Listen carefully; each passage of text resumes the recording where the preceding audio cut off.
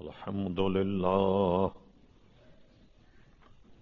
الحمد لله نحمده ونستعينه ونستغفره ونؤمن به ونتوكل عليه ونعوذ بالله من شرور أنفسنا ومن سيئات أعمالنا. من يهده الله فلا مضل له ومن يضلله فلا هادي له. ونشهد أن لا إله إلا الله وحده لا شريك له. ونشهد أن سيدنا ومولانا محمدا عبده ورسوله أرسله بالحق بشيرا ونذيرا. صلى الله تعالى على خير خلقه سيدنا محمد وآله وصحبه أجمعين.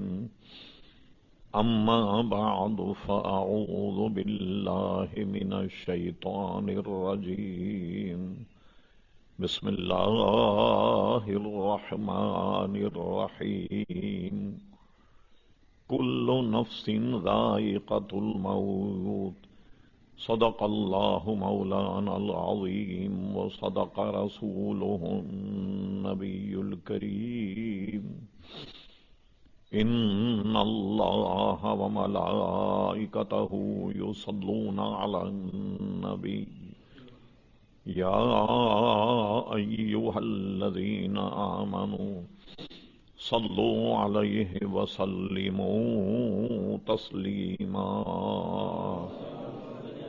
اللهم صل على سيدنا ومولانا محمد معظم الجود والكرم وعليه وبارك وسلم صلاة وسلاما عليك يا سيدي يا رسول الله. معزز علماء کرام، لائق ست تکریم حاضرین مجلس، مختصر حمد و صلات کے بعد اس فقیر حقیر نے آپ حضرات کے سامنے قرآن مجید فرقان حمید کی وہ آیت کا حصہ تلاوت کیا جو ہم سب کو یاد ہے. اسی آیت کی طرف آپ کی توجہ مبذول کرانا. کل ہمارے ایک عزیز کا انتقال ہو گیا تو ان کی 40ویں کی محفل تھی، تو اس میں نے یہی عرض کیا جس کو یہاں بھی دہرا دیتا ہوں. ہر جاندار کو موت کا مزہ چکھنا، کسی کا استثناء نہیں. عوام کو، انبیاء کرام علیہ السلام کو، صحابہ کرام کو، اولیاء اعظام کو، سب کو موت کا مزہ چکھنا. لیکن فرق یہ ہے ہم پر موت کا قانون کچھ اور ہے، انبیاء کرام علیہ الصلوۃ والسلام کے لیے موت کا قانون کچھ اور ہے. احادیث مقدسہ سے اور علماء کے اقوال سے متحقق ہے یہ بات کہ جنت میں ایک مقام جس کو اعلیٰ علیین کہتے ہیں، مومنین کی ارواح جب ان کے جسم سے نکالی جاتی ہے تو اعلیٰ علیین میں رکھی جاتی، اور کفار مشرکین کی روحیں ایک مقام ہے سجین، ایک اس میں رکھی جاتی. تو وہ ایک تو فرق یہ ہے. دوسرا یہ ہے کہ ہم جب انتقال کر جائیں تو ایک تو زندگی ہماری قبر کی ہے، عالم برزخ کی، لیکن انبیاء کرام علیہم الصلوۃ والسلام کا حال یہ ہے کہ ان کی ارواح اس قانون کے تحت ان کے اجسام سے نکالی جاتی، پھر انہی کے اجسام میں منتقل کر دی جاتی. جیسے وہ پہلے زندہ تھے اسی طرح اپنی قبر میں بھی زندہ ہے. نہ صرف یہ کہ زندہ ہیں بلکہ نماز بھی پڑھتے ہیں، جیسا کہ صحیح ستہ شریف میں، بخاری اور مسلم میں حضور علیہ السلام کی معراج شریف کی حدیث ہے کہ جب حضور معراج شریف کو گئے، تفصیل سے حدیث انس ابن مالک رضی اللہ عنہ نے بیان کی، وہ بخاری شریف میں بھی ہے اور مسلم شریف میں بھی ہے۔ مسلم شریف میں جو حدیث معراج ہے اس میں یہ بات موجود ہے کہ حضور علیہ السلام فرماتے ہم موسیٰ علیہ السلام کی قبر کے قریب سے گزرے تو ہم نے دیکھا موسیٰ اپنی قبر میں نماز پڑھ رہے ہیں، تو انبیاء کرام علیہم الصلوۃ والسلام اپنی قبور میں نماز بھی ادا کرتے، تو ان کی ارواح ان کے اجسام میں لوٹا دی جاتی ہے اور وہ پہلے کی طریقے سے زندہ ہیں، بلکہ علامہ عبد الوہاب شعرانی فرماتے ہیں بلکہ اس سے بھی ان کا تصرف زیادہ ہو جاتا جیسے زندگی میں تھا۔ زندگی اور انتقال کے بعد اولیاء، علماء اور اللہ کے نیک بندوں کے تصرف حال ایسا ہوتا جیسے کہ آسمان پہ پرواز کرنے والے پرندے کو پنجرے میں بند کر دیا جاتا، اب اس کی بھاگ دوڑ پنجرے کے اندر تک ہوتی، لیکن اسے جب کھول دیں بڑی بلندی پر پرواز کرتا۔ تو یہ مثال ہے کہ جب تک روح آدمی کے بدن میں ہے گویا پرندہ پنجرے کے اندر ہے اور اس کا تصرف صرف اتنا ہی ہے جتنا پنجرہ، لیکن جب پنجرے سے نکل جائے تو بادلوں پہ پرواز کرے گا۔ تو انبیاء کرام علیہم الصلوۃ والسلام کی ارواح جو ہیں وہ اعلیٰ علیین میں ہوتے ہوئے جہاں چاہے تشریف لے جائیں، جن کی چاہے مدد کریں، یہ ان کا کرم ہے۔ اچھا ایک بات اور بھی یاد رکھیے، علماء فرماتے ہیں بہت سے لوگ سوالات کرتے ہیں، میں جواب پہلے ہی دے دوں۔ اچھا جب یہ تصرف کرتے ہیں تو کیا قبر میں ہوتے ہیں؟ جی ہاں، وہ قبر میں بھی ہوتے ہیں اور تصرف بھی کرتے ہیں، یہ نہیں کہ کہیں تصرف کریں تو وہ اپنی قبروں سے غائب ہوں، ایسا نہیں ہوتا۔ جیسا خود یہ حدیث جو میں نے بیان کی آپ کے سامنے، یہی اس پر مدلل دلیل ہے کہ موسیٰ علیہ الصلوۃ والسلام کو حضور علیہ السلام نے قبر میں دیکھا کہ نماز پڑھ رہے ہیں، مگر جب بیت المقدس گئے تو موسیٰ علیہ السلام وہاں بھی موجود۔ اچھا یہاں سے مل کر کے تمام انبیاء کرام نے مرحبا مرحبا کہہ کے حضور کو رخصت کیا، اور جب پہنچے حضور علیہ السلام چھٹے آسمان پہ تو موسیٰ علیہ السلام وہاں بھی موجود۔ اور علامہ شعرانی فرماتے ہیں ان کا عین ہے، غیر نہیں ہے کہ وہ کوئی اور موسیٰ ہو، قبر میں جو دیکھا وہ کوئی اور موسیٰ تھے، ایسا نہیں، بلکہ وہی موسیٰ قبر میں بھی ہیں، وہی موسیٰ مسجد اقصی میں بھی ہیں، اور وہی موسیٰ علیہ السلام چھٹے آسمان پر بھی ہیں۔ یہ نہیں کہ کئی قسم کے موسیٰ ہوں، ایک کو قبر میں دیکھا اور ایک کو مسجد اقصی میں دیکھا، نہیں، بلکہ ہر جگہ وہ تصرف کرتے۔ بس ان کی مثال ایسی ہے جیسے سورج کے سامنے آئینے رکھ دیے جائیں، 10-20 آئینے بھی اگر سورج کے سامنے ہوں تو ہر آئینے میں سورج نظر آئے گا اور وہی اپنی آب و تاب کے ساتھ نظر آئے گا۔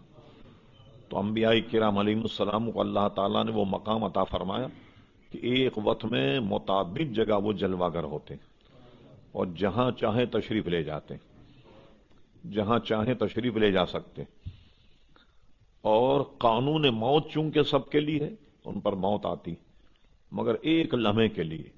اس کو اعلیٰ حضرت فاضل بریلوی نے یوں بیان کیا اپنے انداز میں، انبیاء کو بھی اجل آنی ہے مگر ایسی کہ فقط آنی ہے۔ اس سے انداز لگائیے ان جملوں سے، انبیاء کو بھی اجل آنی ہے مگر ایسی کہ فقط آنی ہے، بس پھر اس آن کے بعد ان کی حیات مثل سابق وہی جسمانی، یہ سات گزرنے کے بعد میں وہ پھر اسی طریقے سے زندہ ہیں جیسے اپنی زندگی میں تھے وصال سے پہلے۔ حیدرآباد دکن کے بہت بڑے محدث گزرے ہیں حضرت علامہ ابو الحسنات عبداللہ شاہ صاحب رحمۃ اللہ تعالی علیہ، نقش بندی سلسلے میں وہ بیت تھے اور نقش بندی سلسلے میں بیت کرتے تھے، بہت بڑے محدث تھے۔ حیدرآباد دکن کے ایک بہت بڑے امام گزرے ہیں شیخ الاسلام حضرت اللہ مولانا انوار اللہ خان صاحب، یہ خطابی خان تھے اور فاروقی تھے، یہ سب سے بڑے علامہ یہ گزرے حیدرآباد دکن، ان کے شاگرد تھے عبداللہ شاہ صاحب رحمت اللہ تعالی علیہ۔ انہوں نے بڑی ضخیم کتاب لکھی ہے 5 جلدوں میں، الزجاجہ، بالکل مشکات شریف کی طرح، جیسے صاحب مشکات نے حدیثیں امام شافعی کے مذہب پہ جمع کی، اور محدث دکن علامہ عبداللہ شاہ صاحب نے اپنی پوری کتاب میں جو حدیثیں حنفی مذہب کی تقویت کے لیے ہیں وہ ساری حدیثیں جمع کی الزجاجہ، وہ انٹرنیٹ پہ بھی آپ کو مل جائے گی، تقریباً لگ بھگ 5000 صفحات کے قریب وہ کتاب ہے۔ اور اس کتاب پر کچھ لوگوں نے پیش لفظ لکھے ہیں۔ جب ایک کتاب چھپ کر بازار میں آئی تو عبد الماجد دریابادی نے ایک خط لکھا، اور وہ کتاب میں موجود ہے، کہ اس کتاب کو پڑھنے سے ایسا لگتا ہے کہ امام اعظم ابو حنیفہ نے ایک محل بنایا، ایک گھر بنایا، اور ایک اینٹ اس میں خالی رہ گئی لگانے کی، وہ علامہ عبداللہ شاہ صاحب نے لگا کر کے قصر حنفی کی تکمیل فرما دی۔ تو وہ حنفی مذہب پر انہوں نے بے انتہا کام کیا۔ وہ اپنی کتاب زجاجہ میں ایک جگہ بہت شاندار بات کہی کہ ایمان کو تازہ کر، کہا جیسے حیات النبی کے مسئلے کو انہوں نے اپنے انداز میں یوں بیان کیا کہ جب حضور علیہ السلام کے وصال کا وقت آیا تو حضور کے جسم سے جو روح نکالی گئی تو فرشتے اسے لیے ہوئے سارے عالم میں گھومتے رہے، اسے کہاں رکھا جائے، کوئی مقام ایسا نہیں جس روح کے رکھنے کے لائق، جنت کو کوئی مقام ایسا نہیں جہاں اس روح کو رکھا جائے۔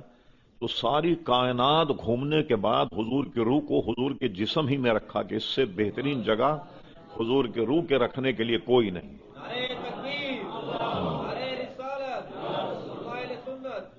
تو حضور کے جسم میں اس روح کو رکھ دیا گیا۔ تو حضور علیہ السلام حیات النبی، بلکہ تمام انبیاء کرام علیہ الصلوۃ والسلام حیات النبی۔ بعض حضرات اس میں دنیاوی اعتبار سے کچھ سقم نکالتے ہیں مگر وہ بالکل بیکار ہے۔ مثلا صاحب آپ کہتے ہیں کہ یہ اولیاء یہ زندہ ہیں، یہ بتائیے قبر میں تو کسی زندہ آدمی کو رکھا جائے تو کتنے گھنٹے زندہ رہے گا؟ چند گھنٹے زندہ رہے گا۔ وہ اگر تو زندہ ہے تو آپ انہیں دفن کیوں کرتے ہیں؟ اور دفن کرنے کے بعد وہ کئی دن زندہ رہیں گے؟ جب انہیں ہوا نہیں ملے گی، پانی نہیں ملے گا تو کتنے دن زندہ رہیں گے؟ آپ کو سمجھنے میں غلطی ہو گئی۔ جو نظام جہاں ہے اللہ تبارک و تعالی اس میں اس کی کفایت کرتا ہے۔ آپ بتائیے ایک بچہ ماں کی پیٹ میں ہے، نہ اسے غذا مل رہی ہے، نہ اسے پانی مل رہا، نہ اسے ہوا بھی نہیں مل رہی اس کو، لیکن زندہ ہے یا نہیں؟ مثلا اونٹنی کے پیٹ میں بچہ ہے، اسے ہوا بھی مل رہی ہے اور وہ زندہ ہے۔ اگر اس کے اونٹ کے پیٹ کو کاٹ کر ان کو اونٹ کے پیٹ میں ڈال دیا جائے کتنے دن زندہ رہیں گے؟ وہ اللہ تبارک و تعالیٰ کا نظام ہے، جیسا وہاں کا ماحول اس کے مطابق اللہ تبارک و تعالیٰ انہیں عطا فرماتا ہے۔ اور بلکہ جیسے شہداء ہیں، فرمایا وَلَا تَقُولُوا لِمَن يُقْتَلُ فِي سَبِيلِ اللَّهِ أَمْوَاتٌ بَلْ أَحْيَاءٌ وَلَٰكِن لَّا تَشْعُرُونَ وَلَٰكِن لَّا يَشْعُرُونَ۔ جو اللہ کی راہ میں قتل کیے جائیں وہ زندہ ہیں، لیکن ان کی زندگی کا سمجھنے کا تمہیں شعور نہیں، تو اب بیکار ہے بحث کرنی۔ جب اللہ تعالیٰ فرماتا تم ان کی زندگی سمجھ ہی نہیں پاتے، شعور ہی نہیں تمہیں، تو کیسے سمجھیں گے آپ؟ اور ایک جگہ فرمایا یرزقون، اور صرف یہی نہیں کہ وہ زندہ ہیں بلکہ اللہ کی طرف سے رزق بھی دیے جاتے ہیں۔ اب وہ کیسے رزق دیے جاتے ہیں یہ اللہ تبارک و تعالیٰ وہاں کے حال سے واقف ہے، تو ان کو رزق بھی دیتا ہے اللہ تبارک و تعالیٰ۔ اچھا اب شہید کون ہے؟ یہ بتائیے کہ کوئی بے دین بد مذہب کافر کسی نیک کام میں مر جائے کیا وہ شہید ہوگا؟ ہرگز شہید نہیں ہوگا۔ سب سے پہلے شہادت کے لیے تو ایمان شرط، ایمان جب تک نہیں ہوگا وہ اللہ کے راستے میں انتقال کر جائے یا مارا جائے تو وہ ہرگز شہید نہیں ہوگا۔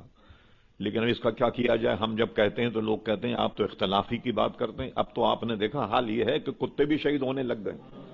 جی اللہ تعالیٰ ان کی عقلوں کو سدھارے، سمجھے، کتے بھی شہید ہونے لگ گئے۔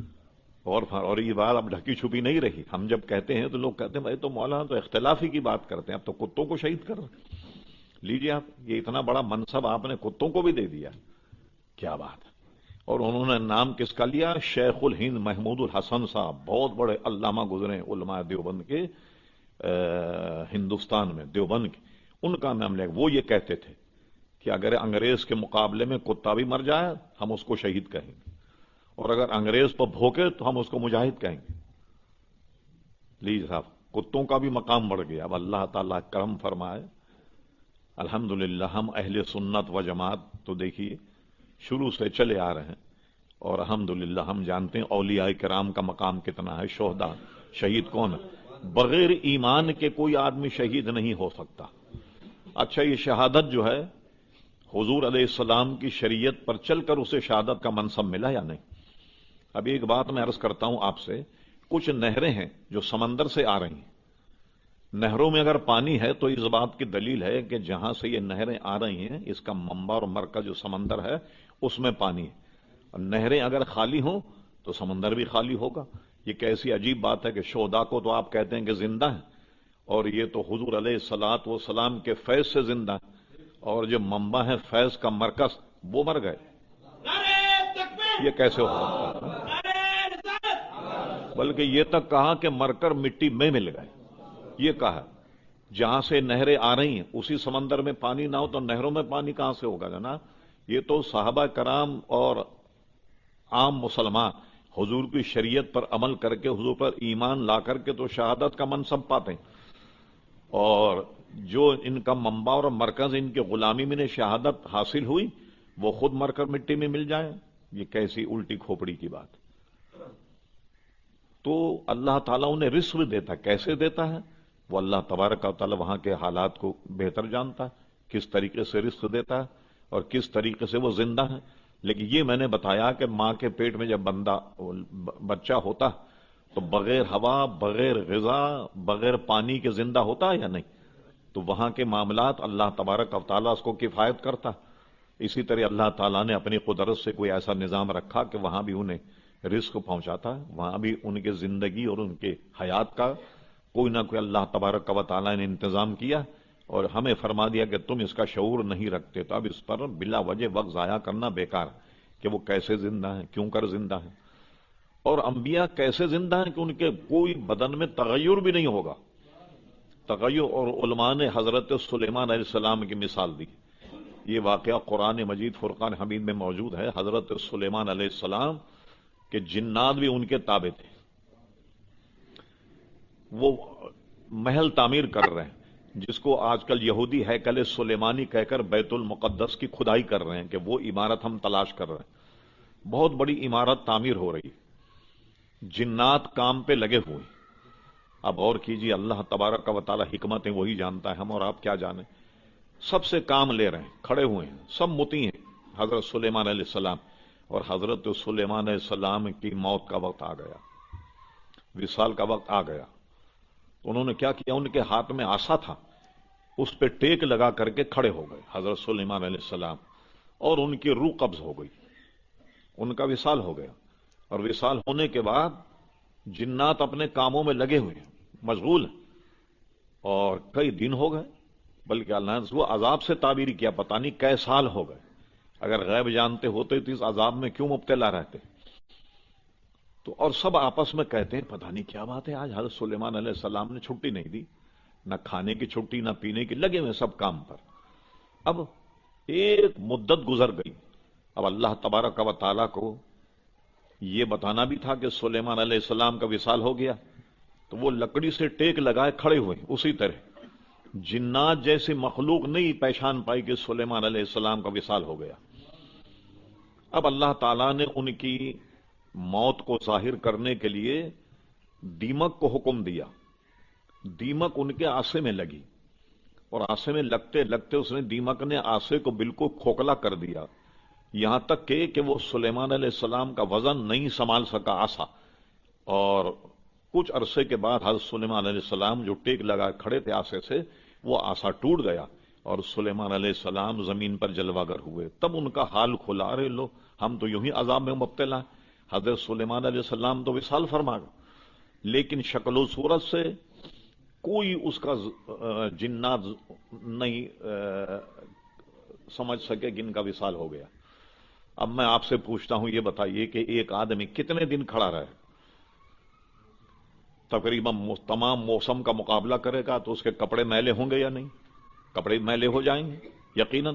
لیکن ایک عرصے تک حضرت سلیمان علیہ السلام جب تک ان کی موت ظاہر نہیں ہوئی, آسے سے ٹیک لگائے ایک عرصے تک کھڑے رہے. اور جنات جیسی مخلوق نہیں پہچان سکی کہ حضرت سلیمان علیہ السلام کا وصال ہو گیا. تو قرآن میں بالکل جیتی جاگتی مثال موجود ہے کہ کئی برس گزرنے کے بعد ان کے چہرے پر، ان کی رنگت میں، ان کے بدن میں، ان کے کپڑوں میں کوئی تغیر نہیں آیا. تو یہ شان ہے انبیاء کرام علیہ الصلوۃ والسلام کے عزیزان گرامی. اسی طرح شہداء بھی اپنی اپنی قبروں میں زندہ ہیں. کئی مثالیں حدیث شریف میں بھی موجود ہیں.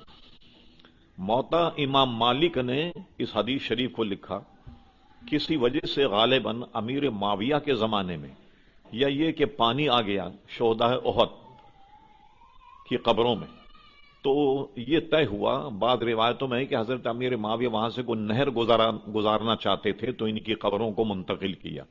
جہاں اس وقت حضرت امیر حمزہ رضی اللہ عنہ کا مزار شریف ہے، یہ پوری جو ایک حصار ہے، ایک باؤنڈری وال، اس میں انہیں دفن کیا گیا اپنی قبر سے نکال کر.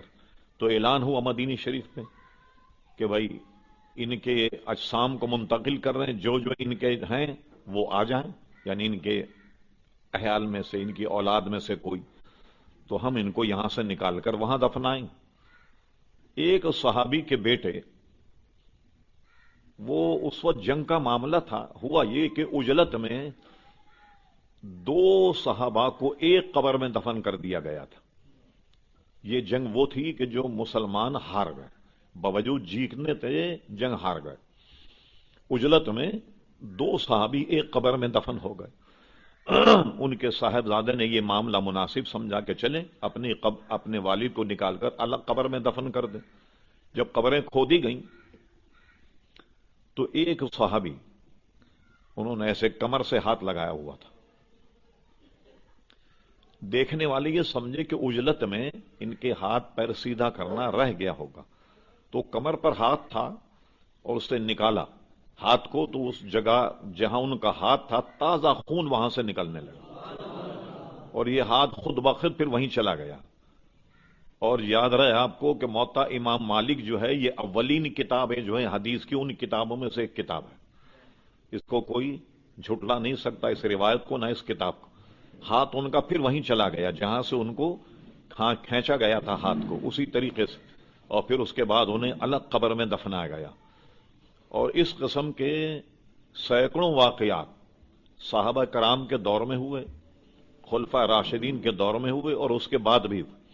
اور آپ کو یاد ہوگا کہ عراق میں دریائے دجلہ کے کنارے دو مزارات تھے. ایک تھے حضرت حذیفہ ابن یمان اور ایک تھے غالباً حضرت عبداللہ ابن جابر.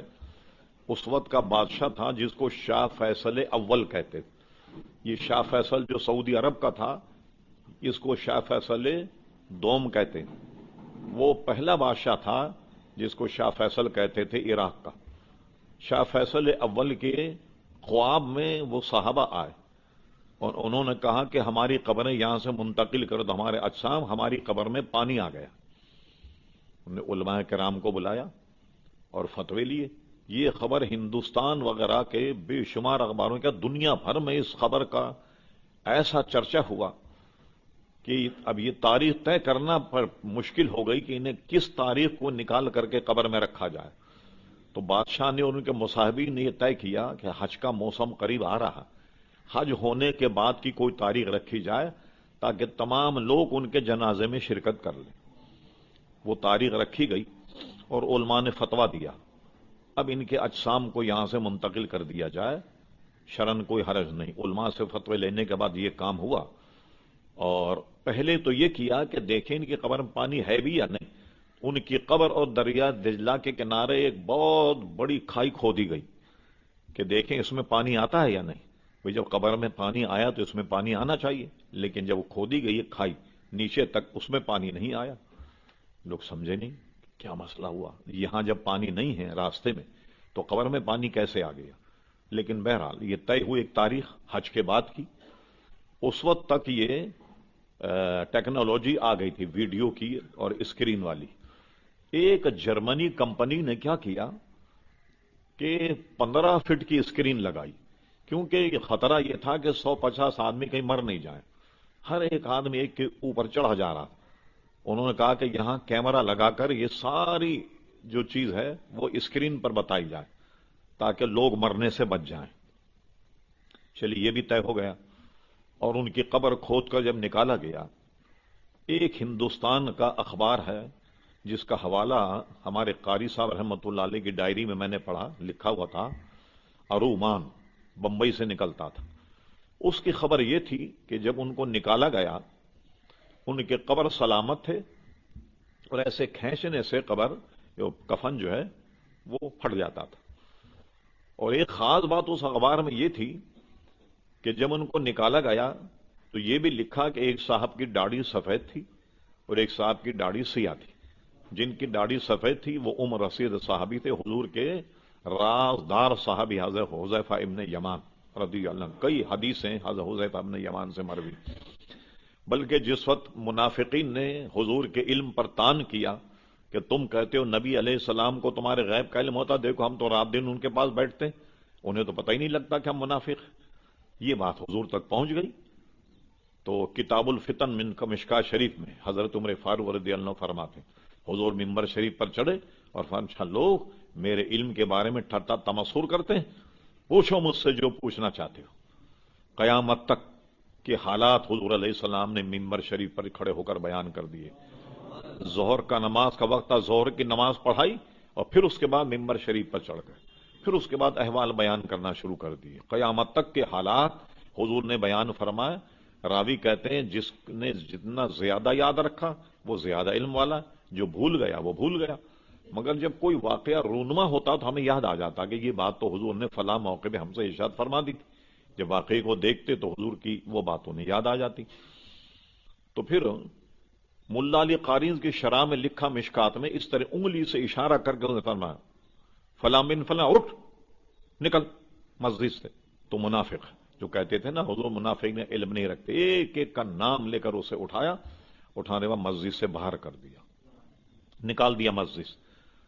نکالنے کے بعد پھر وہ ہوا کہ انہوں نے مسجد درار بنائی۔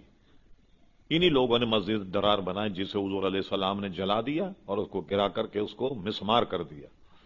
انہوں نے بنائی تھی مسجد فتنہ پیدا کرنے کے لیے کہ لوگوں کو مسجد نبوی سے روک کر یہاں بھیجا جائے۔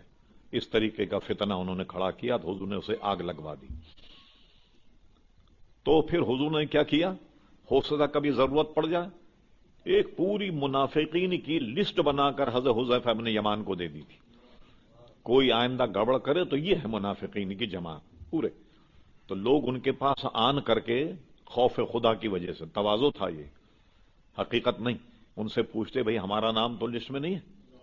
وہ کہتے نہیں نہیں الحمدللہ آپ کا نام لسٹ میں نہیں ہے، تو حضور نے دے دی ہمیں ایک لسٹ بنا کر کے تاکہ کوئی گڑبڑ نہیں کرے، اور کوئی اگر چیلنج کرے تو ہم بتا دیں گے تیرا نام تو منافقین کی لسٹ میں۔ تو یہ لسٹ بھی حضرت حذیفہ ابن یمان کے پاس تھی۔ یہ حضور کے رازدار صحابی کہلاتے ہیں حدیث کی کتابوں میں، کئی حدیثوں کے راوی۔ درود شریف اللہم صلی علی سیدنا محمد۔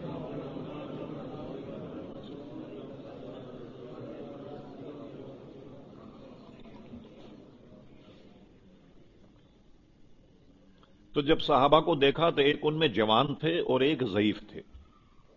جو ضعیف تھے اغلب گمان یہ ہے کہ وہ حذیفہ ابن یمان تھے رضی اللہ تعالی عنہ۔ پھر انہیں نکالا گیا تو ان کے کفن دیکھے تو وہ ایسے ہاتھ لگانے سے پھٹ جاتے تھے۔ اور ایک بات جو اخبار میں تھی وہ بڑی عجیب و غریب تھی کہ ان کی آنکھوں میں وہ چمک باقی تھی کہ جو زندہ آدمی کی آنکھ میں ہوتی، چمک رہی تھی ان کی آنکھ۔ حالانکہ انتقال کے بعد ہمیں آنکھ پر ایک پردہ آ جاتا اور آنکھ دھندلی ہو جاتی، انتقال سے پہلے ہونی شروع ہو جاتی۔ ماہرین تو یہ کہتے ہیں کسی آدمی کو سزائے موت ہو جائے، اس کو جب کال کوٹری میں ڈالا جاتا ہے، سزائے موت سے پہلے اگر اسے دیکھا جائے ایک تو رنگ پھیکا پڑ جاتا اور آنکھوں میں اس کے اندھیرا آ جاتا ہے موت کے خوف کی وجہ سے، اور ایک پردہ جیسا آتا ہے، اس کی آنکھوں میں چمک جو ہے وہ ختم ہو جاتی۔ ایک اتنی ہیبت ہوتی پھانسی کی کہ آدمی کیا کرتا ہے، پھانسی سے پہلے پھانسی لے لیتا ہے، مر جا۔ اسی لیے کال کوٹری میں ڈالنے سے پہلے اس کا کمر بند نکال لیا جاتا، کہیں ایسا نہ ہو کہ رات میں یہ کہیں کمر بند ڈال کر یہ خود پھانسی نہ لے لے۔ اور کوئی پتھروں والا آدمی ہو تو اس کا بیلٹ نکال لیتے ہیں، ایسا نہ ہو کہ بیلٹ گلے میں ڈال کر کے مر جائے، پھانسی سے پہلے مر جائے۔ ہیبت ایسی ہوتی ہے پھانسی کی کہ آنکھوں میں آدمی کا اندھیرا آ جاتا ہے، سفیدی آ جاتی۔ لیکن ان کی آنکھوں میں وہ چمک موجود تھی جو زندہ آدمی کی آنکھ میں ہوتی. ایسے تو واقعات ہوئے. اور پھر کیا ہوا، جرمنی کمپنی نے اس کی پوری ویڈیو بنائی، فلم بنائی. اس کو جگہ جگہ جب دکھایا گیا، صرف اس ویڈیو کو دیکھ کر کے کئی لاکھ یہودی مسلمان ہو. میں جب قومی اسمبلی میں تھا تو وزارت مذہبی امور میں ایک افسر تھے خلیق صاحب، وہ مفتی محمد حسین نعیمی صاحب کے شاگرد تھے اور بڑے افسر تھے امور مذہبی میں. کبھی کبھی مجھ سے ملنے آیا کرتے تھے.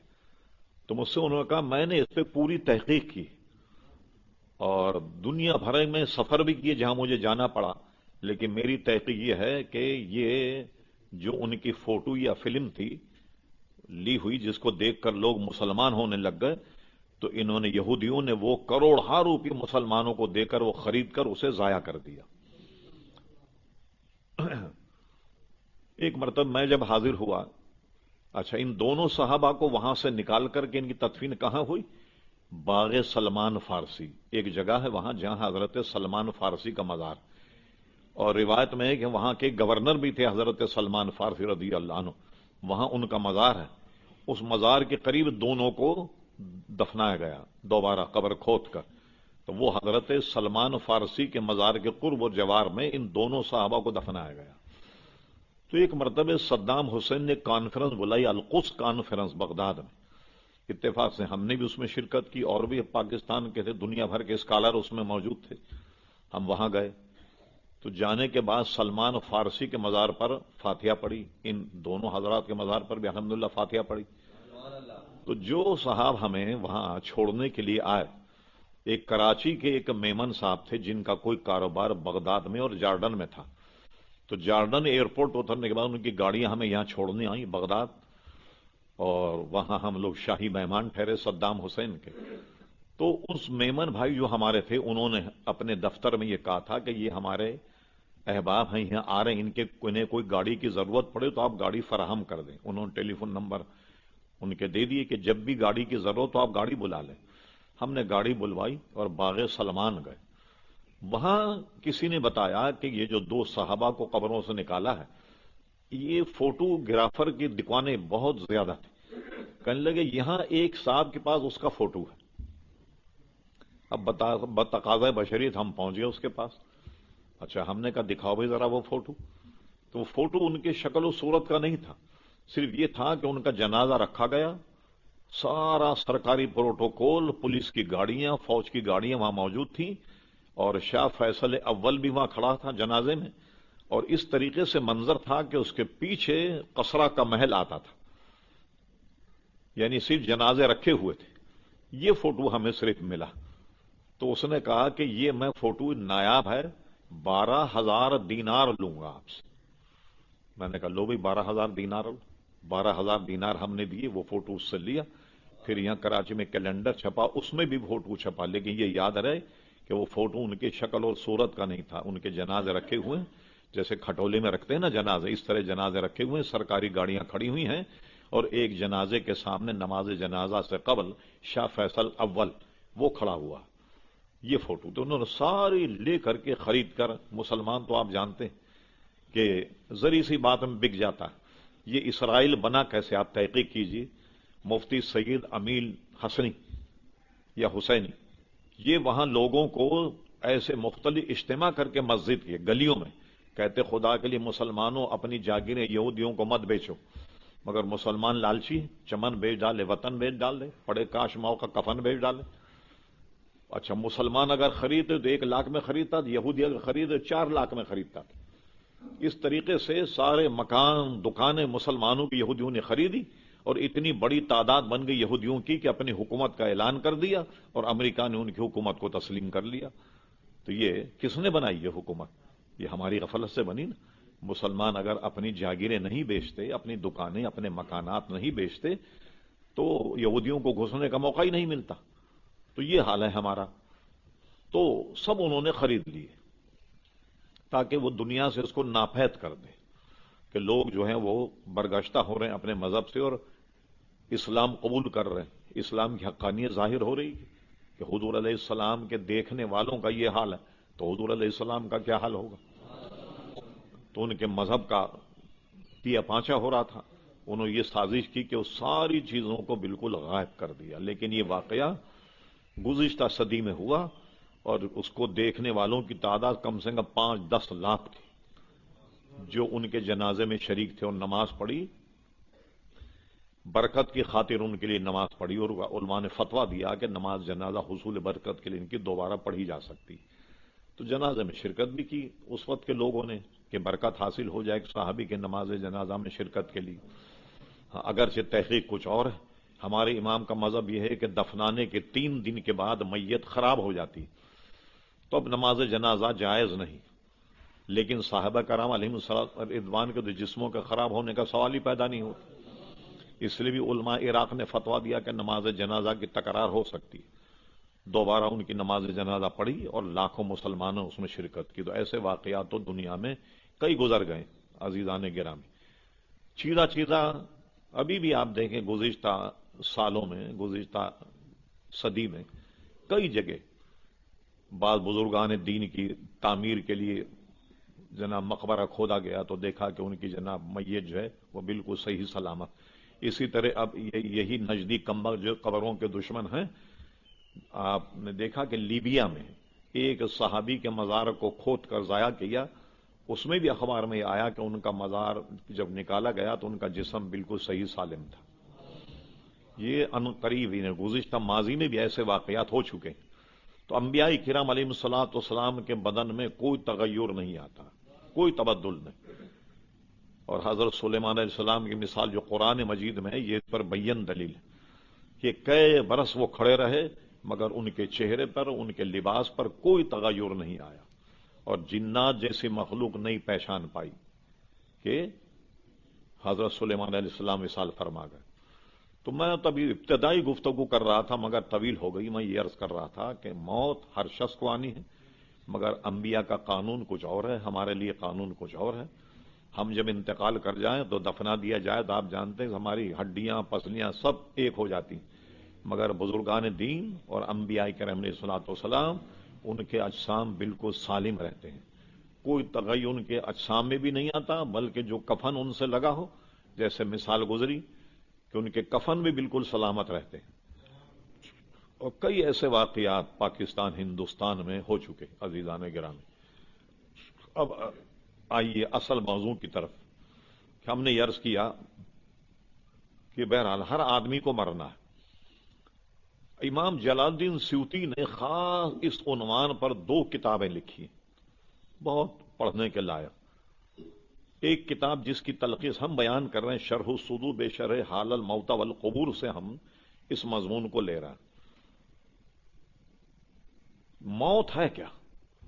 ہم یہ سمجھتے ہیں کہ آدمی کے بدن سے روح نکل گئی، اس کا نام موت ہے کہ آدمی پر جو کیفیت طاری ہو جائے اس کو موت کہتے ہیں.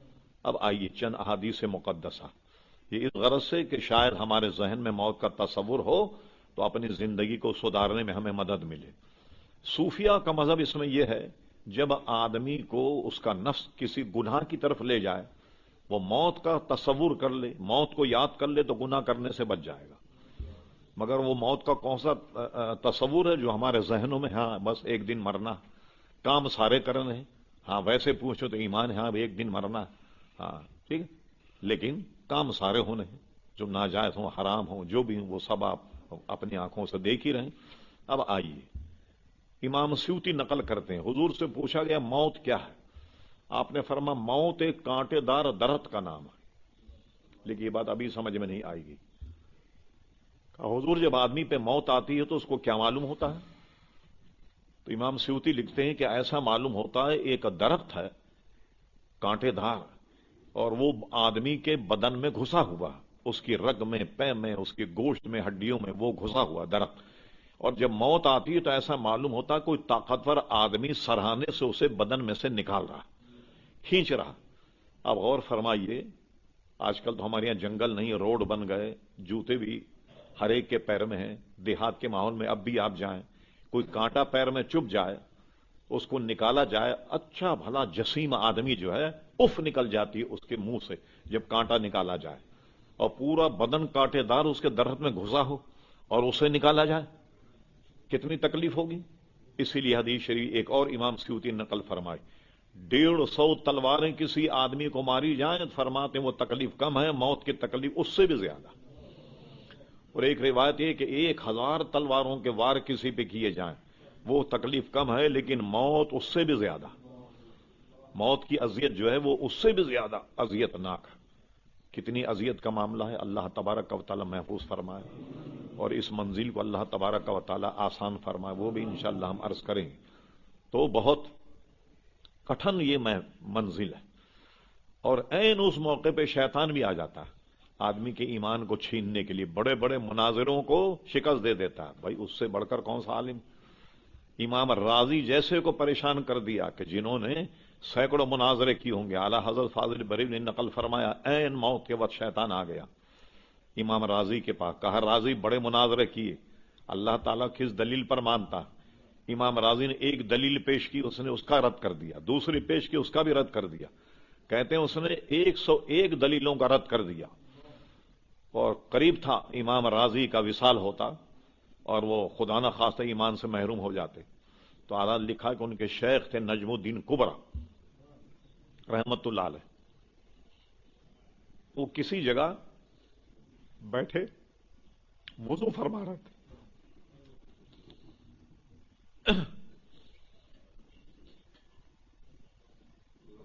اپنے مرید کی کیفیت کو دیکھ لیا. انہوں نے وضو کا لوٹا پھینکا. نعرہ تکبیر، نعرہ رسالہ. انہوں نے کہا راضی یوں نہیں کہتا. یہ کیوں نہیں کہتا میں خدا کو بغیر دلیل کے مانتا. امام راضی نے یہ کہا تو بھاگا شیطان. یہ بھی کٹھن منزل. یہ بھی بغیر حضور کے صدقے کے ممکن نہیں. درود اللہم صلی علی سیدنا محمد ماؤد الجود والکرم علی بارک وسلم. عین اس موقع پر ایمان چھیننے کی کوشش کرتا. کئی مرحلے ہیں موت کے. صرف یہ نہیں کہ ذہن میں خالی بسالوں کے لیے موت ہے بس مرنا ہے. نہیں, یہ منظر سامنے ہو تاکہ اللہ اس کے رسول کے احکامات کے مطابق زندگی گزارے. اچھا یہ دیکھیے کوئی بہت بڑا آدمی اگر آئے تو پہلے اس کا پیغام آتا ہے. ایک آدمی پیغام لے کر آتا ہے کہ فلاں صاحب آپ سے ملنے آنے والے. کوئی بڑے آدمی ہو, صدر ہو, وزیر اعظم ہو, ان کا پیغام پہلے آتا. جیسا آپ نے دیکھا کبھی وزیر اعظم یا صدر گزرے, خدا نہ خواستہ اگر ہمیں دیکھنے کا موقع مل جائے, وہ دیکھی کیسی آوازیں کتے بلی کی آوازیں نکالتے ہوئے گاڑیاں جاتی ہیں. وہ اعلان ہوتا ہے کہ ابھی آ رہے ہیں صاحب پیچھے. ہوتا اعلان یا نہیں؟ امام سیوطی کہتے ہیں ملک الموت سے پوچھا گیا کہ اتنا بڑا تم پیغام لے کے آتے ہو, کوئی اپنا قاصد نہیں بھیجتے پہلے کہ آدمی جو ہے وہ سمجھ جائے کہ موت آنے والی ہے؟ کہا ہاں میرے 3 قاصد آتی ہیں میرے آنے سے پہلے. وہ 3 قاصد کون ہیں؟ فرمایا ایک تو کان کی آواز متغیر ہو جاتی ہے, سنائی کم دینے لگتا. جب آدمی زیادہ بوڑھا ہو جائے موت کے قریب پہنچے تو آپ دیکھا کان کی سماعت جاتی رہتی. کہا ایک تو میرا قاصد یہ ہے, اور دوسرا قاصد یہ ہے کہ آنکھوں کی بینائی میں بھی فرق پڑ جاتا ہے, اور تیسرا قاصد یہ ہے کہ آدمی کے بال سفید ہو جاتے ہیں. یہ علامات جب پائی جائیں تو سمجھ لیں کہ موت کا قاصد آ گیا, اب آدمی کو سدھر جانا چاہیے. لیکن آپ نے دیکھا کہ اس کے باوجود لوگ نہیں سدھرتے. ہاں بستر مرگ پر پڑے ہوئے لیکن توبہ کی توفیق نہیں ملی اور اپنے کام جاری رہتے ہیں. ہمیں یہ قاصدوں کو دیکھنا چاہیے کہ اب موت آنے والی. یہ 3 قاصد تو آ گئے, کئی آ گئے ہمارے پاس, آپ کے پاس 2 کم سے کم تو ہے نا, بال سفید ہو گئے تو ایک قاصد تو آ گیا کہ اب آنے والے ملک الموت.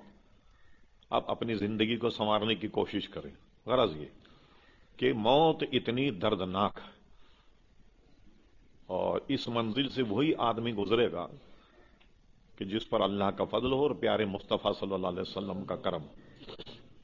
ایک سوال یہ بھی کیا گیا, امام سیوطی کہتے ہیں کہ آدمی کے دانت میں درد ہو تو رات بھر چلاتا رہتا ہے, گھر والے پریشان ہو جاتے ہیں. سر میں درد ہو جائے پورے محلے کو سر پہ اٹھا لیتا.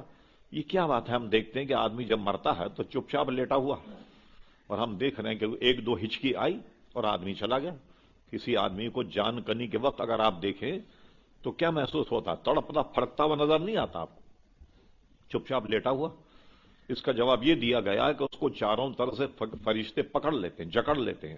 درد تو اس کو بھی ہوتا ہے، تکلیف ہوتی ہے، مگر فرشتے پکڑنے کی وجہ سے ہل جل نہیں سکتا وہ آدمی. اچھا، اب یہ تو ساری باتیں ذہن میں رکھی.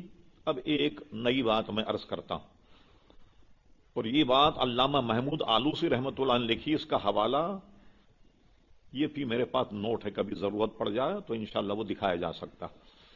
حضور صلی اللہ علیہ وسلم کی ایک حدیث شریف ہے کہ مومن کی روح ایسے نکالی جاتی ہے جیسے آٹے میں سے بال نکال لیا گیا، اتنے آسانی سے. تو ایک بزرگ نے حضور علیہ السلام کو خواب میں دیکھا. عرض کیا، حضور آپ کی ایک حدیث شریف تو یہ ہے کہ موت اتنی کربناک، اتنی دردناک، اور ایک حدیث شریف یہ ہے کہ اس کی موت جب آتی ہے تو ایسے اس کو معلوم ہوتا ہے جیسے آٹے میں سے بال نکال لیا جائے، کہ دونوں باتیں آپس میں ٹکرا رہی. تو بتائیے آپ اس کا کیا معنی؟ تو حضور نے کوئی جواب نہیں دیا. یہ جواب دیا، فرمایا سورہ یوسف پڑھو تو تمہارے سوال کا جواب اس میں موجود ہے. یہ اٹھے اور 10 مرتبہ سورہ یوسف پڑھ ڈالی، لیکن سوال کا جواب انہیں نہیں ملا. ہمیشہ علماء کیا کرتے ہیں کہ کوئی بات سمجھ میں نہیں آئے تو کسی عالم دین سے رجوع کرتے ہیں. اور ایسا بھی ہمارے اکابر میں ہے کہ اپنے سے چھوٹا بھی اگر ہو تو اس سے بھی رجوع کرتے.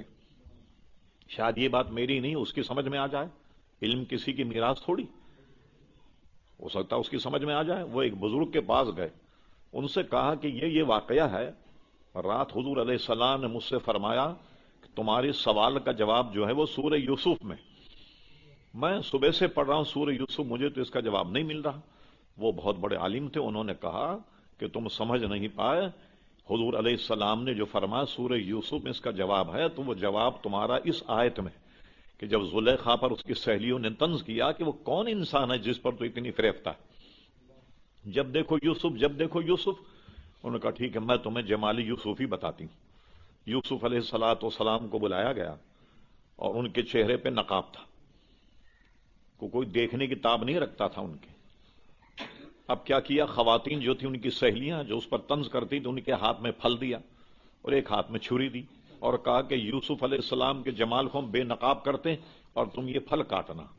اکثر نے لکھا کہ ان کے ہاتھ میں لیمو تھے، ایک ہاتھ میں لیمو اور ایک ہاتھ میں چھری. اور یوسف علیہ السلام کا چہرہ بے نقاب کیا، انہوں نے کہا اب ان کو دیکھو اور اب یہ لیمو کاٹو. چنانچہ ان کے دیکھ کر یوسف علیہ السلام کا حسن و جمال اتنا غالب آ گیا ان خواتین کے عقلوں پر کہ انہوں نے جب لیمو کاٹے، لیمو کاٹنے کے بعد انگلیاں کاٹنے لگ گئیں اپنی. کیا انگلی کاٹنے میں تکلیف نہیں ہوتی؟ مگر انہیں تکلیف نہیں ہو رہی تھی. جمال یوسف میں اتنے مستغرق ہو گئیں کہ ان کو تکلیف کا احساس ہی نہیں ہوا. اور لیمو کاٹنے کے بعد انگلیاں کاٹنے لگیں اور دیکھ کر کہنے لگے اوفو، یہ تو آدمی نہیں، یہ تو کوئی فرشتہ لگتا ہے آسمان سے اتر کر آ گیا. لیکن بات کو ان کو پتا تو یہ لگ گیا کہ یہ زلیخا کس بات کی عاشق ہے، کوئی حسن و جمال تو ہے یا نہیں. تو علامہ آلوسی نے لکھا بہت شاندار بات، اللہ تعالیٰ ان کی قبر کو رحمت و رضوان سے بھر دے.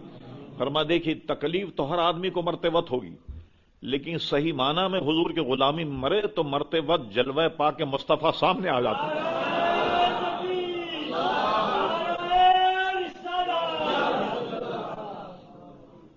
تو حضور کے حسن و جمال میں وہ ایسا مصروف اور مشغول ہو جاتا، اس کو تکلیف کا احساس نہیں ہوتا. تکلیف تو ہوتی ہے مگر حضور کے حسن و جمال کو دیکھتے ہوئے اور اس پر وہ ایسا غالب آ جاتا دل اور دماغ پر کہ تکلیف کا احساس نہیں ہوتا. جیسا کہ زلیخا کی سہیلیوں نے انگلی کاٹ لی اور ان کو تکلیف کا احساس نہیں ہوا. اور پھر حضور علیہ السلام کا حسن و جمال، یوسف علیہ السلام کا حسن و جمال، کسی شاعر نے خوب کہا کہ زمانہ شاہد کہ خدا شاہد کے زمانہ سر کٹاتا حسن یوسف پر، نمک تھوڑا سا مل جاتا اگر ان کے نمکداں سے. یہ عربی میں نمک کو کہتے ہیں ملح، اور اردو میں بھی کسی آدمی کو حسین چہرہ نظر آیا تو کہتے ہیں بڑا نمک ہے اس کے چہرے پر. تو حسن کو بھی تعبیر کر دیں کبھی کبھی نمک سے. کہتے ہیں خدا شاہد کے زمانہ سر کٹاتا حسن یوسف پر، نمک تھوڑا سا اگر مل جاتا ان کے نمکدان سے، دنیا کے حسینوں کو جو دینی تھی ملاحت، تھوڑا سا نمک ان کے نمکدان سے نکالا۔ استاد زمن کا شعر، دنیا کے حسینوں میں جب حسن بانٹنا تھا تو اللہ تعالیٰ نے ان کے نمکدان میں سے تھوڑا سا نمک نکال کر ساری دنیا کو حسن و جمال دیا۔ شاہ ولی اللہ مہدی دہلوی کی کتاب ہے در ثمین فی مبشرات نبی الامین، اس میں 40 مبشرات انہوں نے جمع کیے۔ اس میں ایک بات یہ لکھی شاہ ولی اللہ نے جو بڑی سننے کے لائق ہے، اس سے اس کا تھوڑا سا تعلق ہے۔ کسی بزرگ نے حضور علیہ السلام کو خواب میں دیکھا، شاہ ولی اللہ نقل کرتے ہیں، انہوں نے کہا حضور یہ تو ہم سنتے چلے آئے کہ آپ کا حسن تمام حسینوں میں سب سے زیادہ، لیکن ہم نے کبھی یہ نہیں دیکھا کہ یوسف علیہ السلام کے حسن کو دیکھنے میں تو لوگ چکرا کے گر جایا کرتے تھے، ذہن خراب ہو جاتا تھا، چکر آ جاتے، بے ہوش ہو جاتے، لیکن آپ سب میں حسین ہیں، تو کوئی حدیث میں ایسا نہیں آیا کہ کوئی آپ کو دیکھ کر کے چکرا گیا یا آپ کو دیکھ کر کے کوئی گر گیا۔ تو حضور نے جواب یہ دیا، شاہ ولی اللہ لکھتے ہیں، کہا بات یہ ہے کہ اللہ تبارک و تعالیٰ نے میرے چہرے پر کئی ہزار نقاب ڈال کر مجھے دنیا میں مبعوث کیا، اور اگر میں اصل حالت میں آلا تھا تو کوئی میری ایک جھلک بھی نہیں دیکھ سکتا تھا۔ اسی کو استاد زمن کہتے، خدا شاہی زمانہ سر کٹاتا حسن یوسف پر، نمک تھوڑا سا مل جاتا اگر ان کے نمکدان سے۔ اور ایک جگہ فرماتے ہیں، ایک جھلک دیکھنے کی تاب نہیں عالم کو، وہ اگر جلوہ کریں کون تماشائی؟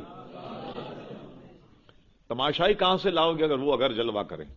اس لیے حضور علیہ السلام کا حسن و جمال تو کئی ہزار پردوں میں اللہ تبارک و تعالیٰ نے ان کے چہرے پر پردے ڈال کر دنیا میں مبعوث کیا، ورنہ حضور علیہ السلام کا حسن و جمال یوسف علیہ السلام سے زیادہ ہر اعتبار سے۔ اور ایک مرتبہ مجھے کہیں سے ایک پرچہ ملا، صرف 4 صفحے کا تھا حضور کے حسن و جمال پر۔ اس پرچے کو دیکھ کر مجھے افسوس ہوا کہ مصنف نے حضور کے حسن و جمال کی تعریف کی اور صرف 4 ورق لکھے۔ اس وقت میں نے عزم کیا کہ میں حضور کے حسن و جمال پر کوئی کتاب لکھوں گا۔ پھر اس فقیر حقیر نے کتاب لکھی حضور علیہ السلام کے حسن و جمال پر، جمال مصطفیٰ کے نام سے، جو آپ کو یہاں سے مل سکتی ہے اور بازار میں کسی بھی دکان سے آپ کو مل سکتی ہے، جمال مصطفیٰ صلی اللہ علیہ وسلم۔ اس میں ہم نے بتایا کہ حضور کا حسن و جمال کیا تھا۔ ابن عساکر نے حدیث نقل کی کہ حضرت عائشہ صدیقہ رضی اللہ تعالیٰ عنہ فرماتی ہیں، اعلی صبح جس میں اندھیرا ہوتا ہے، مجھ سے سوئی گم گئی، میں ہر چن اسے تلاش کرتی رہی مگر سوئی ملی نہیں۔ اچانک حضور تشریف لائے، جیسی آپ نے حجرے میں قدم رکھا تو حجرہ اتنا روشن ہو گیا کہ میں نے آپ کی روشنی میں سوئی کو تلاش کر لیا۔ یہ تھا حضور کا حسن و جمال۔ اسی کو اعلیٰ حضرت فرماتے ہیں، سوزن گمشد ملتی ہے تبسم سے تیرے، شام کو صبح بناتا ہے اجالا تیرا۔ تو اتنا کمرہ روشن ہو گیا کہ حضرت عائشہ صدیقہ نے اس میں سوئی اٹھا لی۔ اچھا، تو بات یہاں چلی تھی کہ موت جب آتی ہے تو ایک بہت بڑا پیغام لے کر آتی ہے، تو اس کے قاصد پہلے آ جاتے، اور وہ قاصد یہ ہیں، نظر آدمی کی کمزور ہو جاتی ہے، سماعت کمزور ہو جاتی ہے، اور بال اس کے سفید ہوتے ہیں۔ یہ 3 قاصد ہیں جو آتے ہیں۔ تو ایک بات یہ بھی سمجھ میں آ گئی کہ مرتے وقت ہر آدمی کو تکلیف ہوتی ہے، اور یہ جو حدیث میں فرمایا کہ مومن کی روح ایسے نکالی جائے جیسے آٹے میں سے بال، تو وہ حضور علیہ السلام سامنے جب جلوہ گر ہو جائیں تو آدمی کو تکلیف کا احساس نہیں ہوتا، مگر یہ کب ہوگا؟ جب حضور کی غلامی کی جائے، حضور علیہ السلام کی اطاعت کی جائے، حضور کی فرما برداری کی جائے، تو آنے والی ہر منزل آسان، موت کے بعد قبر کی منزل یہ بھی آسان، اور قیامت کی منزل بھی آسان۔ اور وہ بھی میں 1-2 مثال دے دوں، آدمی جب قبر میں رکھا جائے تو ایک فرقہ ہے اپنے آپ کو مسلمان کہلاتا مگر عذاب قبر کا منکر ہے۔ تو محدثین ہمارے جانتے تھے کہ ایک وقت آئے گا کہ لوگ عذاب قبر کے منکر ہوں گے، اس لیے انہوں نے عذاب قبر پر اپنی اپنی کتابوں میں باب باندھا ہے۔ اس وقت ہم مشکات شریف سے کچھ باتیں عرض کرتے ہیں کہ وہ یہ ہے کہ جب آدمی کا انتقال ہو تو اس کو جب قبر میں اتارا جاتا ہے تو سب جانتے ہیں کہ 3 سوال ہوتے ہیں۔ من ربو کا، تیرا رب کون ہے؟ وہ کہے گا ربی اللہ، میرا رب اللہ تبارک و تعالی۔ پھر پوچھا گا ماں دینوں کا، بتا تیرا دین کیا ہے؟ وہ کہے گا دین الاسلام، میرا دین اسلام۔ اب اس میں کامیاب ہو گیا، اس کے بعد پوچھا ما کنت تقول فی حق ھذا الرجل، حضور علیہ السلام ہر مرنے والے کی قبر میں جلوہ گر ہو جاتے، اور فرشتے پوچھتے ہیں بتا ان کے بارے میں تو کیا کہتا ہے؟ یہ ایک روایت ہے من حبیبوں کا، تو اپنا حبیب کس کو مانتا تھا؟ تو وہ کہے گا ہوا محمد صلی اللہ علیہ وسلم، وہ تو محمد ہیں صلی اللہ علیہ وسلم۔ تو مشکاہ شریف میں ایک جگہ کئی حدیثیں ہیں، اس میں کہ یہ بھی فرشتے اس کو کہیں گے نم کنمت العروس، اے قبر والے اب تو ایسے سو جا قبر میں جیسے دلہن سوتی، قیامت تک تجھے سوائے تیرے محبوب کے کوئی نہیں جگائے گا، ایسے سو جا جیسے دلہن سوتی۔ یہ حضور علیہ السلام کا صدقہ ہے۔ اور اسی میں اس باب میں یہ بھی حدیث ہے کہ وہ نہیں پہچان پائے گا حضور علیہ السلام کو، اور پھر اس کے بعد اس پر عذاب ہوگا، بلکہ فرشتے کہیں لے جا جہنم کی کھڑکی کھول دو اس کے لیے، جہنم کی کھڑکی کھول دی جائے گی، فرمایا ایک بستر لے آؤ جہنم سے اور بچھا دو اس کی قبر میں، وہ بستر بچھا دیا جائے گا جہنم میں، اور قیامت تک وہی بستر جہنم میں بچھا رہے گا، اور جہنم کی کھڑکی سے اس کو تپش آتی رہے گی مرنے والے کو جو حضور کو نہیں پہچانے گا۔ ایک بات میں پوچھتا ہوں، یہاں نوجوان بچے بیٹھے ہیں، آپ دیکھیے کہ کوئی کٹھن سے کٹھن امتحان ہو، پیپر آؤٹ ہو جائے، وہ اگر طلبہ کو مل جائے 100% آدمی کامیاب ہو جاتا ہے۔ کیوں صاحب؟ پیپر آؤٹ ہو جائے، سوالات سارے موجود ہیں، کل کیا سوال آنے والے ہیں، تو آدمی کامیاب ہو جاتا ہے۔ اور یہ تو ہمارے یہاں پاکستان میں عام ہے، پیپر آؤٹ ہو جاتا، بلکہ اب کی مرتبہ تو آپ نے دیکھا کہ لندن کا پیپر آؤٹ ہو گیا بھائی، ہاں او لیول کا پیپر آؤٹ ہو گیا، اور کا دوبارہ امتحان دو۔ پاکستان کے جتنے بھی وہ تھے اسکالر، وہ چیخ پڑے کہ بھائی یہ بچوں کے ساتھ کیا زیادتی، پیپر آؤٹ ہوا تو آپ کی وجہ سے ہوا ہے، اس میں پاکستانی لڑکوں کا کیا قصور؟ اچھا پیپر آؤٹ ہو جائے تو امتحان کتنا آسان ہو جائے گا۔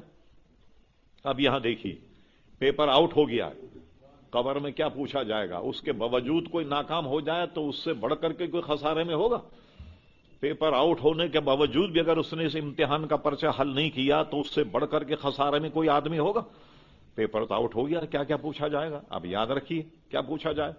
ایک بات اور رہے گی، وہ یہ ہے کہ ہم نے حضور علیہ السلام کو ابھی دیکھا ہی نہیں، کیسے پہچانیں گے؟ اب میں آپ کے سامنے نقشہ بیان کروں جو ہماری کتابوں میں موجود ہے۔ حضور کی آنکھیں ایسی تھی، رخسار ایسے تھے، صحابہ کہتے ہیں جیسے پگھلی ہوئی چاندی تھی، بینی مبارک اعتدال کے ساتھ اٹھی ہوئی تھی۔ یہ میں سب بیان کروں، پیشانی چوڑی تھی، ہو سکتا ہے ذہن سے نکل جائے آپ کو، ایک علامت یاد رکھیے، وہ ساری علامتوں پڑھ کر ہم اس نتیجے پہ پہنچے کہ ایک پہچان حضور علیہ السلام کی ایسی ہے کہ ہر آدمی پہچان جائے گا۔ بس یہ سمجھ لو حضور علیہ السلام جیسا کوئی ہے نہیں، یہ پہچان ہے سب سے بڑی پہچان۔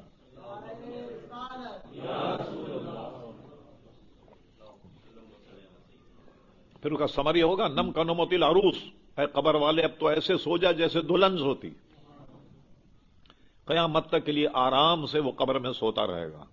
یہ انعام کیا ہے؟ یہ حضور علیہ الصلوۃ والسلام پر ایمان لانا، ان کی غلامی، ان سے عشق اور محبت کا یہ انعام۔ کل قیامت کا دن کتنا ہوگا؟ ہفتہ دو ہفتے کا 50,000 سال کے برابر ہوگا۔ اور حدیث شریف فرمایا میرے غلاموں کے لیے ایسا ہوگا جیسے عصر کی 2 رکعتیں۔ عصر میں آپ آئیں تو عصر کی جب 2 رکعتیں آپ پڑھیں، کتنا وقت چاہیے اس کے لیے؟ بھائی 5 منٹ لے لیں، آپ 4 منٹ لے لیں، 8 منٹ لے لیں، بس اتنا وقت ہوگا، 50,000 سال کا دن گزر جائے گا، مگر وہ جو حضور کا غلام ہوگا، جو حضور کے دامن سے وابستہ ہوگا، اتنا بڑا عذاب کا دن جو ہے وہ ایسے جیسے عصر کی 2 رکعتیں۔ اب کتنا وقت لگتا ہے عصر کی 2 رکعتوں میں؟ یہاں میں 1-2 باتیں اپنی بیان کر دوں، ذرا موضوع سے ہٹ کے ہے۔ ہم کتنی دیر میں پڑھتے ہیں رکعتیں؟ اللہ اکبر۔ تراویح کو آپ دیکھیے، آپ ہر آدمی وہ مسجد تلاش کرتا ہے جہاں یعلمون و تعلمون کی تراویح ہوتی ہے، 20 منٹ میں ختم ہو جائے۔ ایک ہمارے جاننے والے، انہوں نے علم ترا کیفا کی تراویح کا ریکارڈ قائم کیا 17 منٹ میں، 17 منٹ میں 20 رکعت تراویح اور وتر سمیت 17 منٹ میں۔ ایک نوجوان کو ہم نے دیکھا کہ بہت تیزی سے نماز پڑھ رہا تھا، اس کو بلا کر کے ہم نے سمجھایا کہ بھئی اتنا تیز نماز پڑھ رہے ہو؟ کہنے لے ہم نے بزرگ کہتے سنا کہ نیک کام میں دیر نہیں کرنی چاہیے۔ وہ سجدے پہ سجدے کر رہا تو نماز اطمینان سے پڑھو بھائی. لیکن اتنا بڑا دن مسلمانوں کے لیے ایسے جیسے عصر کی 2 رکعتیں ہوں، کتنا بڑا انعام ہے یہ مسلمانوں کے لیے. مگر یہ سب جب ہے جب حضور کی غلامی، حضور کے دامن سے وابستہ ہو جاؤ، بس حضور سے محبت کرو، حضور اطاعت گزار ہو جاؤ، ساری منزلیں آسان ہیں. موت کی منزل بھی آسان ہے، قبر کی منزل بھی آسان ہے، قیامت کی منزل بھی آسان ہے، پل صراط کی منزل جو ہے وہ بھی عزیزان گرامی آسان. تو یہ ایک موت کا خاکہ ہمارے ذہن میں تھا جو ہم نے امام سیوطی کے حوالے سے بیان کیا. اسی لیے علماء فرماتے ہیں کہ جب آدمی گناہ کی طرف رغبت کرے تو موت کو یاد کرے تو رک جائے گا. اور یہ اطمینان کر لیں آپ کے موت آنی ضرور ہے، چاہے بلٹ پروف گاڑی ہو یا بم پروف گاڑی ہو. بلکہ سب سے پہلے ہم نے دیکھا کہ وہی مرے جن کے ساتھ گارڈ ہوتے ہیں. عام طور پر آپ نے دیکھا کوئی گاڑی جا رہی ہے، چلیے کوئی نہیں دیکھتا. اب بندوق کی نیالیاں نکلی ہوتی ہیں تو آدمی دیکھتا ہے بھائی کون جا رہا، کون سی بلا جا رہی، نہ دیکھنے والا بھی دیکھتا ہے اس کو. تو ابھی تک جتنے مرے سب گارڈ والے مرے. بم پروف گاڑیاں بھی چلی گئیں، بلٹ پروف گاڑیاں بھی چلی گئیں. اب موت پروف گاڑی لاؤ کہاں سے، وہ تلاش کرو. لیکن وہ گاڑی مل بھی گئی نا تب بھی موت آنی. کہیں بھی بیٹھ جاؤ، لوہے کی دیواروں کا گھر بنا کے بھی بیٹھ جاؤ تو موت آئے گی. اس لیے اس کو آنے کے لیے پھاٹک نہیں کھولنا پڑتا، نہ تالا کھولنا پڑتا، نہ چابی لگانی پڑتی، وہ آ جاتی. نظام اس کا ایسا ہے، اللہ تعالیٰ نے وہ اختیار دیا ہوا ہے حضرت ملک الموت کو کہ کتنے ہی آپ اندر بیٹھ جائیں، کہیں چلے جائیں، اور جہاں وقت ہے وہاں آنی ہے. یعنی یہ نہیں کہ اگر وقت ہے یہاں کا تو آپ کو موت کہیں اور آئے. وہ وقت بھی لکھا ہوا ہے، وقت اور جگہ، وہیں ٹھیک اس وقت میں موت آتی، اس سے مفر ہی نہیں. جب یہ اطمینان کر لو کہ اس سے مفر نہیں ہے، اس سے بھاگ نہیں سکتے، لہذا پہلے سے تیاری شروع کرو بھائی. حضرت ابراہیم ادھم کا واقعہ ہے کہ وہ جب کہیں ٹھہرتے لوگ ان سے ملنے کے لیے جاتے، جب مشہور ہو جاتے تو وہ چھوڑ دیتے اور ہمیشہ جنگل میں قیام کیا کرتے تھے. ایک مرتبہ جنگل میں قیام تھا، ایک شخص آیا. آنے کے بعد وہ کوئی سپاہی تھا، اس نے پوچھا بڑے صاحب آبادی کا راستہ کدھر ہے؟ وہ جنگل میں گھوم رہا تھا. حضرت ابراہیم ادھم نے بتایا کہ ایسے سیدھے جاؤ، ایسے الٹے ہاتھ پہ مڑو، ایسے سیدھے جاؤ تو آبادی. وہ اسی پتے پر گیا تو سیدھے قبرستان پہنچا. وہ لوٹ کر کے آیا، انہوں نے کہا اس بوڑھے نے میرے ساتھ مذاق کیا. ابراہیم ادھم کو اس نے خوب مارا، خوب مارا. مارنے کے بعد کہا میں آپ سے آبادی کا راستہ پوچھا، آپ نے بربادی کا راستہ بتا دیا، قبرستان کا بتا دیا. ارے میں نے کہا بھائی پاگل، وہی تو آبادی ہے، ہم سب کو وہیں آباد ہونا ہے، تو اسے آبادی سمجھتا ہے. سب یہ وہیں جا کر کے بسنے والی، یہ آبادی نہیں. حقیقت میں آبادی وہ بڑا متاثر ہوا تو کہنے لگا کچھ اور نصیحت کیجیے. فرمایا کہ میں نے کر تو دی نصیحت تجھے، یہ تو کہتا ہے تو میں اور نصیحت کر دیتا ہوں. انہوں نے کہا لیجیے، انہوں نے اور نصیحت کی جو ہمیں سمجھنے کے لیے بڑی آسانی سے اور بھی مددگار ہوگی. انہوں نے فرمایا کہ دیکھ کل قیامت میں اللہ تبارک و تعالیٰ تیری بدعمالی کی وجہ سے کہے فرید تو لے جاؤ اسے جہنم میں ڈال دو، اکڑ کے کھڑا ہو جانا. کہتا جاتا میں نہیں جاتا. انہوں نے کہا صاحب آپ جیسا بزرگ یہ مذاق کر رہا. انہوں نے کہا نہیں ڈر جانا. کہا نہیں جاتا ہوں. کہا فرید تو ٹانگیں پکڑ کے کھینچ کے ڈال دیں گے جہنم دے گا. ہاں کہنے کوشش تو کرنا. انہوں نے کہا نہیں بیکار ہے. انہوں نے کہا جب جانتا ہے تو کہ کوشش تیری بیکار ہے اور تجھے جواب دینا ہوگا تو بتا کیا تیاری کی تم نے؟ کوئی تیاری کی اللہ تعالیٰ کے دربار میں کھڑے ہونے کی؟ اور اس کے بعد انہوں نے کہا اور کچھ نصیحت کیجیے. فرمایا قبر میں جب نکیرین آئے اور تجھ سے پوچھے من ربوں کا، دونوں کو باہر نکال دینا. کہنا جاؤ تمہارے سوالوں کو میرے پاس کوئی جواب نہیں. وہ ہنسنے لگا. کہا حضور ان کے قبروں نے کہا مار مار کے وہ تو بھوسا بھر دیں گے، وہ تو نکلیں گے تھوڑی نکالنے. کہنے لگے تجھے اطمینان ہے کہ تجھے جواب دینا ہوگا؟ جب تجھے یقین ہے کہ تجھے ان کا جواب دینا ہوگا تو ابھی سے تیاری شروع کر لے، کیونکہ اس سے بھاگ نہیں سکتا. ابھی سے تیاری کر کہ کیا جواب دینا ہے، کیا کیا معاملات ہیں، ابھی سے تیاری کر اور صاف ستھرا ہو کر کے قبر میں جا. یہ ایسی منزلیں جس سے مفر نہیں، آدمی بھاگ نہیں سکتا. یہ ان منزلوں سے اسے گزرنا.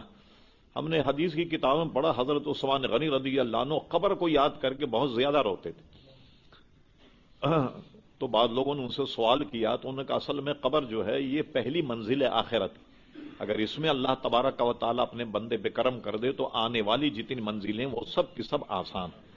اگر یہ منزل کٹھن ہو جائے تو اب سمجھ لو کہ آنے والی جتنی منزلیں سب کی سب کٹھن. تو ہمیشہ موت کو یاد رکھو اور برائیوں سے دور رہو اور وہ کام کرو جو موت سے لے کر قبر اور قبر سے لے کر حشر تک ہماری مدد کریں. وہ کیا ہے؟ وہ حضور علیہ السلام کی سچی پکی غلامی. اللہ تعالی ہم سب کو حضور کا سچا پکا غلام بنا دے.